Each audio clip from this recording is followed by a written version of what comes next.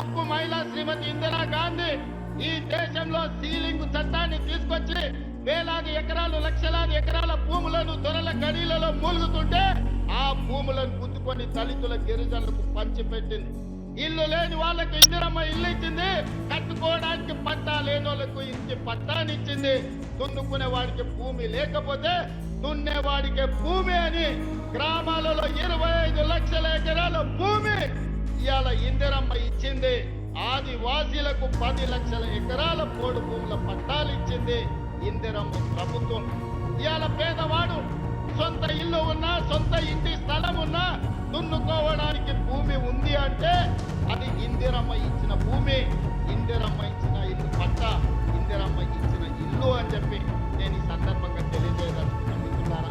మిత్రులారా, ఇవాళ మీరు ఆలోచన చేయండి. ఇందిరమ్మ ఆనాడు తెచ్చిన సంక్షేమము అభివృద్ధి ఈ రోజు పేదవాళ్ళ జీవితాల్లో వెలుగులను నింపింది.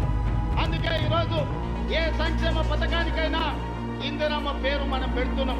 హైదరాబాద్ నగరంలో పేదవాళ్లకు 5 రూపాయల భోజనం పెట్టాలని, పేదవాళ్లకు కూలి పోయే వాళ్లకు పొద్దున్నే టిఫిన్ చెయ్యడానికి క్యాంటీన్లు పెట్టి ఇందిరమ్మ పేరు పెడితే ఈ తలమాసిన దత్తమ్మలు సోయిలేనోళ్ళు ఇందిరమ్మ పేరు పెడతారని ధర్నా చేసిరు.